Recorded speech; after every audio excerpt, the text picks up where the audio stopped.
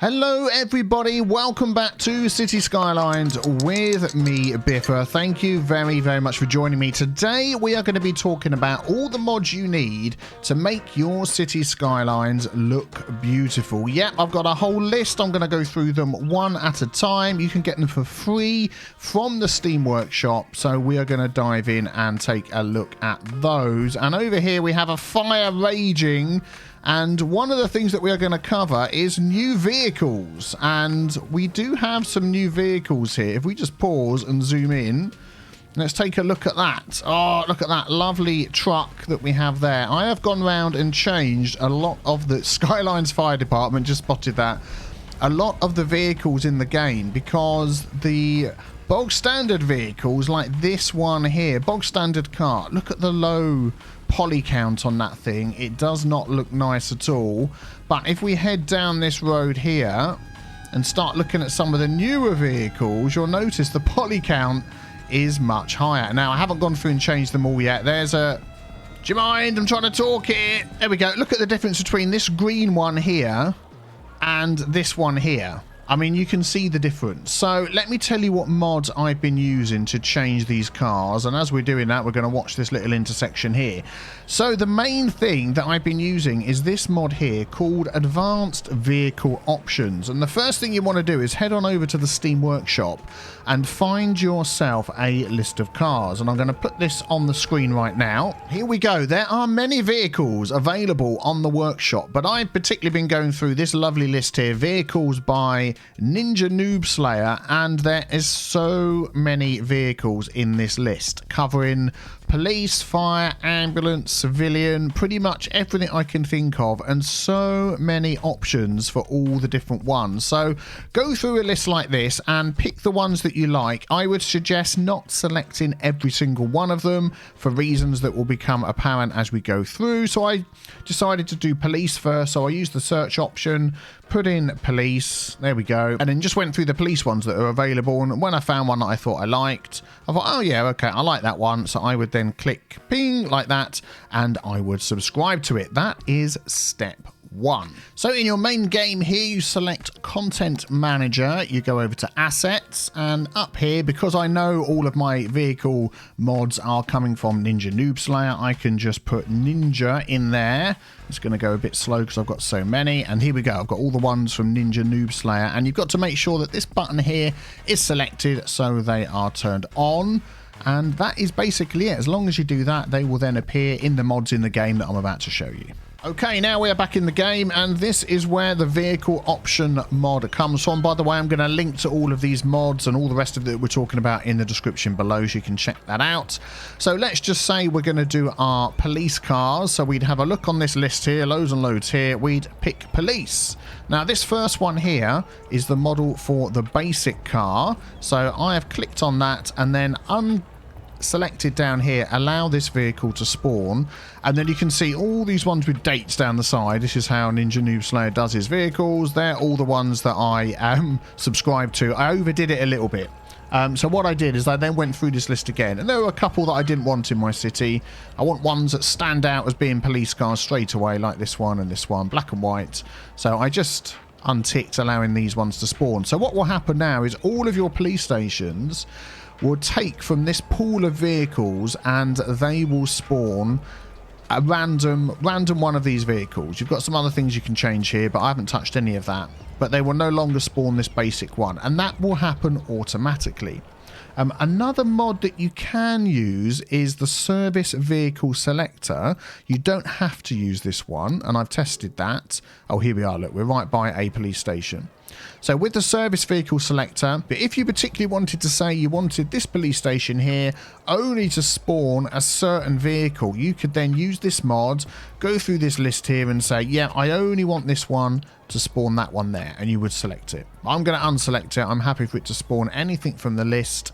It will not spawn the bog standard police car. We've already turned that off. And is that one there coming back? Let's just zoom in a bit. Look, there's one of our new police vehicles, looking much better than the bog standard police car that you'd normally see in the city. There we go, it's going in. Nice, looking good. And you would then go through and do the same Let's have a look on here. I've gone through and done the same with ambulance, healthcare. There we go. Turned off the main ambulance. That's not going to spawn anymore. I haven't replaced the helicopter yet, but we've got these new types of ambulances in our city and a couple that I don't really want, so I've undone those. And I've gone through a few different things. Taxis, police, healthcare, citizens. I have turned off some of the basic cars, the hatchback, the Jeep. There's a couple of things like that Jeep still spawning. I'm going to turn that one off. There we go. New buggy. There's quite a few to replace, but then we've got all these ones down here. So over time, all of our citizens' vehicles are mainly going to be replaced with these ones here. I do want to make sure before I turn off any of these Edison vehicles, camper vans, personal transport buggies, that I have replacements for those. But yeah, so that is basically how to quickly switch out your vehicles. One more mod you might want to use as well is the improved public transport mods. Version 2, I want to add on the end of that. The latest one, it will be linked below. You can adjust each of your vehicles here, how many they hold, all that sort of thing. You can see what's on the screen. But what is going to help us with what we're doing, without the mod, you can still change your models here. That is built into the game, so you have all of your models listed there. There we go. We're just using the standard buses, but you can do it by line. So if we go into this one here, this line number 13, I can select which vehicles are on that particular line. So it's no longer going to draw it from a random pool of buses. It will pick it from the buses that I say. So for instance, you could have a dedicated school line that only has a school bus. You could have a bus line that only comes from up in the mountains. It has a particular looking bus. So you get the idea with that anyway. You can change how your vehicles look. So that also counts for trains, for trams, for everything else. You can basically change each and every line to be what you want it to look like. Yeah, there we go. So that is how I've changed my vehicles.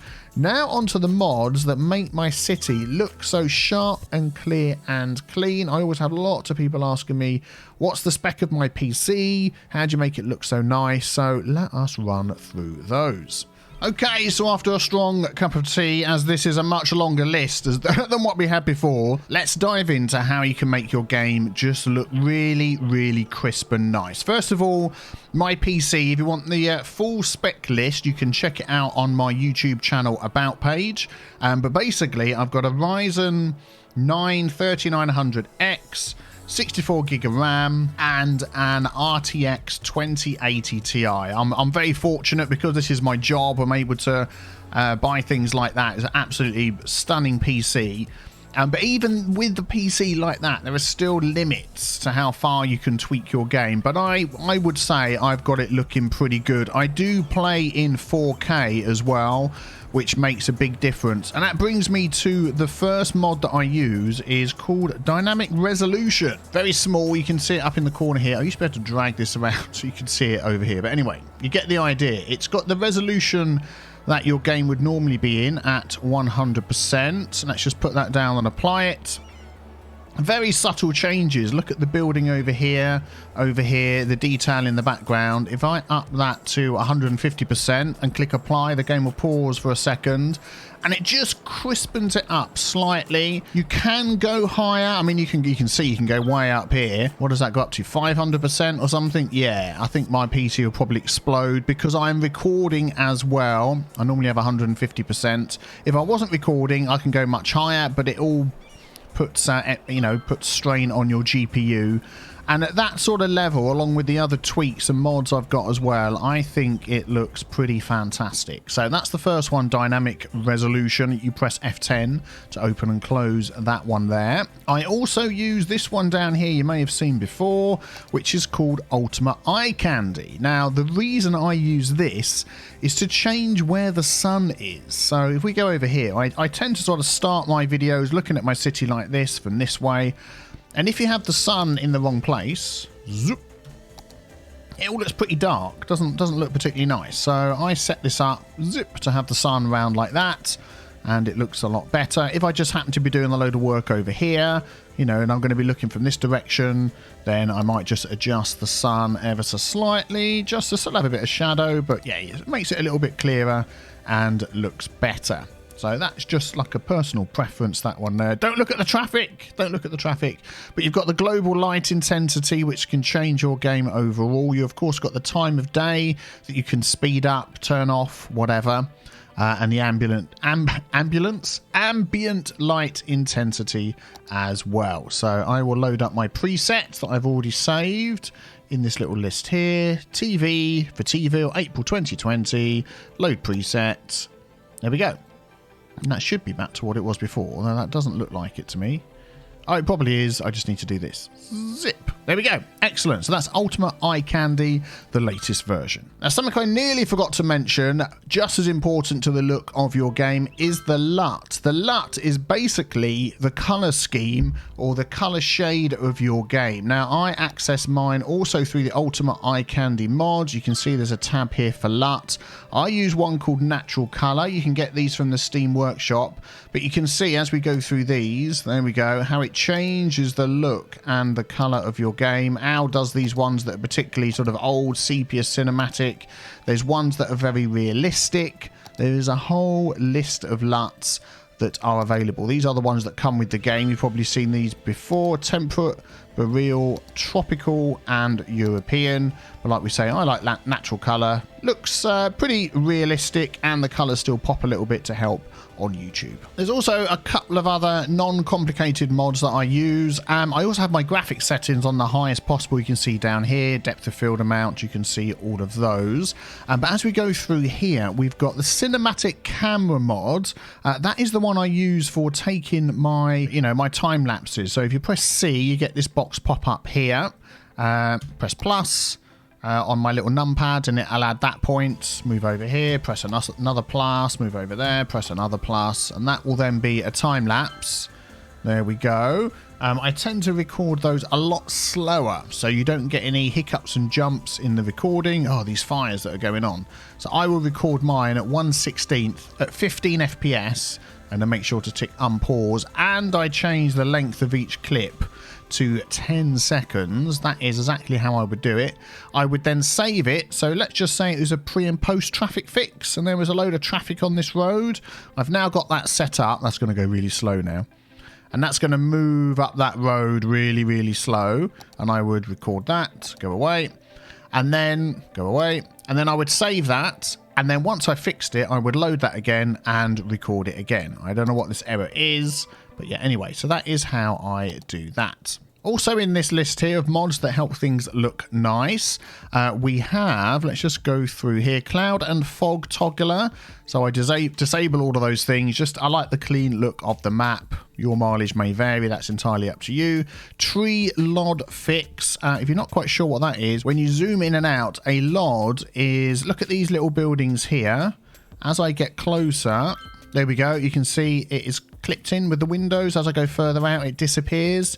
I've got it so it doesn't do that on the trees. It just makes, in my mind, things look much better. I could use ultimate level of detail, which is another mod, to stop it doing on all the buildings as well, but I found I prefer it the way I've got it set up. I've also got no radioactive desert mod, so I turn off the dead trees at the shoreline, polluted areas. Shadow strength adjuster, that is a very good one. I've got it set up here.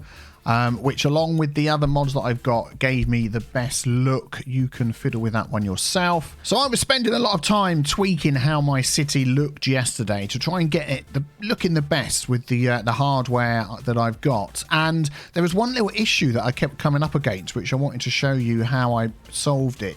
These are in shadow, and particularly this building here. See all these little white dashes that are appearing on the building, particularly as I sort of move it around. Once you've sort of spotted them, you can see them. They're on all the edges here.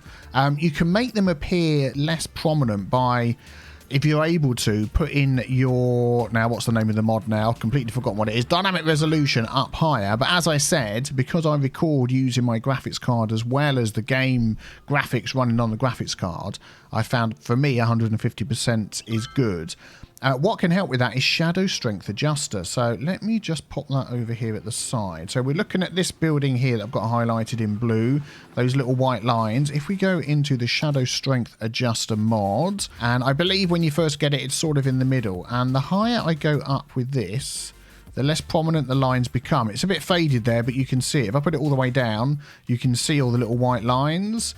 As I go further up, the shadow becomes stronger and eventually they disappear. I mean, I've sort of got it almost on full. There we go. And if we come out of that and go back to the game, you now can't see those weird little dash white lines anymore, which in my eye just makes the shadowed side of buildings look so much better. So as I say, you could start off with the settings that I give you and you may be able to tweak them to your liking. Daylight Classic just changes the way the daylight looks. These are my settings again.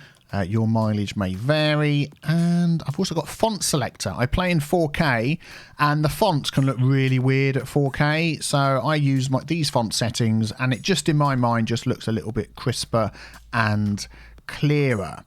Sharp textures also, again, these are my settings. That just keeps the edges really sharp. I've also got them adjusted in my NVIDIA GeForce control panel. But along with this, it really makes things look good. And I think that is all the ones we've got for how my graphics look so good. And there's also the ability, if you don't have a 4K monitor like I do, there are the inbuilt tools, I believe, in NVIDIA graphics card called DSR, which I think will play a game in a higher resolution than your monitor has and then downscale it or something. I don't know all the ins and outs, but it will sort of play it at, say, 4K, squish it into your 1080p monitor if that's what you've got, and overall make things look a lot nicer. So you could try that as well. I'm wondering whether there's a way of changing the people in your city to make them look more high resolution. Probably not, because there's so many of them around. We might start bringing the game to a crawl. And here is another one of the vehicles I put in. Look at that one. A stretch limo. Looks fantastic. I love it. I love it. So I'm going to slowly be working my way through my city, changing all the vehicles that I've got as well to really bring this to what I think is going to be looking its absolute best. So for those that follow me regularly, you will know that this is my city of TeaVille that I've been building up in Cities Skylines, and I also fix cities as well. If you would like me to take a look at fixing your city, whether it's traffic or industry problems, there is a submission form in the description below. Don't just send me it on email or a comment or anything like that. I need them on the submission form.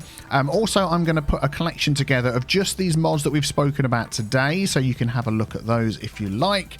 And if you like what you see, don't forget to subscribe as well so you don't miss out on more city building stuff. Of course, any questions, pop onto the Discord as well. Link below for that. Happy to help you out. So thank you very much for watching. Don't forget to leave a like as well if you enjoyed it. And I will see you all very soon for the next one. Take care. Bye-bye.